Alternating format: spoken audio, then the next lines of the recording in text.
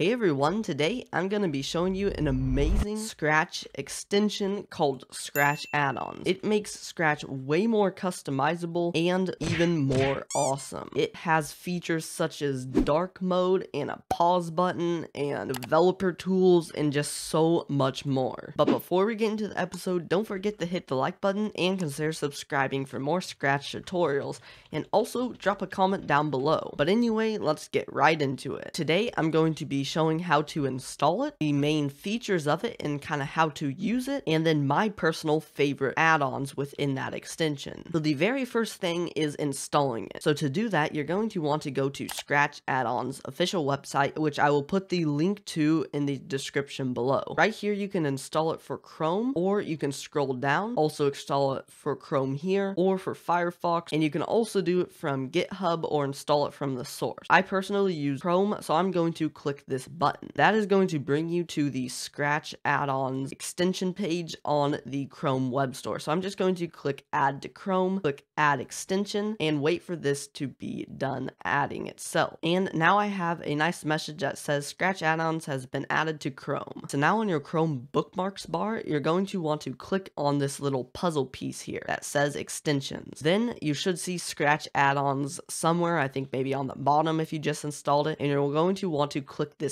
pin button. Now it kind of pops up top here. So how you access this is by clicking on it. So there you go, you have your extension open. So now we're getting on to how to use it and the main features. So the first tab you see is messaging. So this is just like all of your recent messages. So these are my recent remixes, my recent followers, and then we have the games tab, which is just a tab that shows some online cloud games and how many users are currently playing and their usernames, such as Griffpatch's Slither.io has all of these people playing right now, but if we scroll down to this one, Tank Arena, it says no users currently playing, so that can be handy. And then finally onto the final and my personal favorite section called add-ons. So this is where you can customize Scratch. I don't like doing it here, so let's go ahead and click on this little cog icon up here, and it will open up a big window of all of the add-ons. So if we go scrolling here, you can see that look how many different ones you can enable. So how this works is there's tons of add-ons that you can turn on and off. So if it's off, it doesn't do anything, but if it's on, you have it on, obviously. When you first install it, you're going to have a bunch of default ones installed. So I'm going to go ahead and just click on this orange one right here to disable them. So if it's not orange, then that means that you don't have it. Okay, so now after reloading it, as you can see here, we have none enabled. So all of these are add-ons, such as this one. Alt-click green flag is 60 FPS player mode. So if you go ahead and click that drop down, it'll give you some more information about it. So my recommendation would be, before you turn it off, just kind of look at it to make sure that it's what you want. I'm just going to give an example real quick. Right here, it is an add-on called Editor Dark Mode and Customizable Color. So if I go ahead and click that and turn that on, you can see that there's all these custom colors that I can change, but I'm just going to leave it on the default dark mode. Now if I go back to Scratch and press Ctrl R to refresh my page, boom,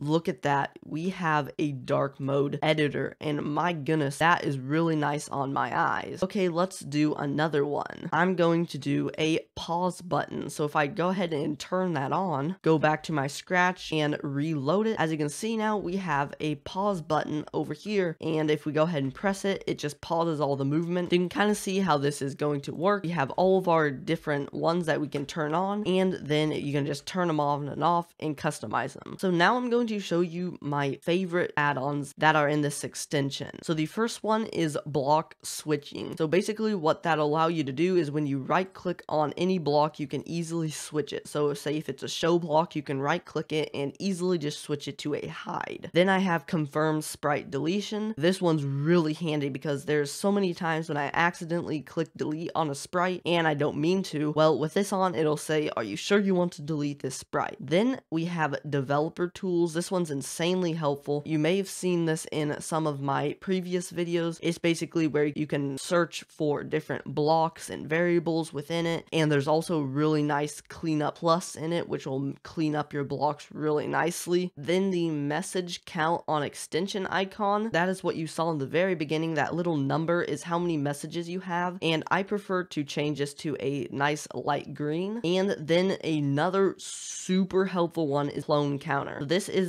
a little purple text that'll say how many clones you have in your project at once, and that's super helpful. And the very last extension that's super awesome is called onion skinning. So if you look up in this little box here, ON, it'll pop up right here, and if you turn that on, this is super awesome. Okay, so I am back in Scratch. I'm going to go ahead and reload it, and you're going to notice some changes. So I'm going to go ahead and go over all of the different ones. So let's start with the confirm sprite deletion. If we click delete on this, it'll say, do you want to delete this sprite? And you can say, no, I don't, and then click cancel. So that's insanely helpful. So that is the confirm sprite deletion. The next one is developer tools. This one makes this find right here. So these are like all my custom blocks and my variables. So I can say, I want to find my reset, and I click on it and it flashes it. Or my X velocity variable, there's one, there's one, there's one, there's one, and you can cycle through all of the instances of it, which is super awesome. And then my favorite part about this add-on is if you right click, you can do cleanup blocks plus. So you know how it normally, when you clean up the blocks, it just puts it in a line? Watch this. When you do cleanup blocks plus, it arranges it to a grid. So like if I were to put this right here and do cleanup blocks plus, boom, it puts it right there. Or if I would do here, it does it over there. It is just so awesome for my OCD. And it works the same in the costumes. If you have a lot of costumes, you can control F and find the different costumes, but since I only have one, I can't do that. And another feature of the developer tools is if you hold control and space, you can make any block. Right here, if I start typing set, and right there is a set X velocity to 0, and I can easily make that without having to scroll around here. Next is the block switching, which is super handy. So if I pull out a change X by and I right click it, as you can see, there's all of these options. So say I meant set X by, I can actually change that right there without having to pull out another one, and that is just insanely helpful. And there's a tons of other ones like that, such as set a variable, maybe I meant change, so I can switch that to change. Then you can also see in the top right on this little icon here, it says 155, so that is how many messages I currently have. And last but not least, watch right beside the stop sign. If I make some clones by shooting my cats, you can see there is a exact clone counter right there. It's even there in full screen. That way you can tell if you're going over the clone limit or how many clones you have, if you need to cut down and whatnot, and that just makes it so useful. And now if I go into the costumes, you can see that I have a bunch of new buttons. So I have toggle onion skinning and onion skinning settings. So if I turn that on and go ahead and duplicate this costume and move it out of the way, look at that, you can see like a little transparent image of the previous frame. So this is awesome for all of you animators out there, or if you're animating a piece for your game. Then there's onion skinning settings, which you can set like how many previous costumes. Right now it's only to 1, so it'll only show the one right before you, but you could also do like 2. So here's all the costumes. You can set the opacity. I'm gonna set it to like 10% opacity, that way it's super light. You can see that you can really customize that. Okay, so there you go. That is Scratch add-ons for you. It is a super awesome. I highly recommend you checking it out. Once again, the link to get it will be in the description box below. Thank you all so much for watching. I hope you enjoyed. If you did, then make sure to hit the like button and consider subscribing. But anyway, this has been Owen, and I am out.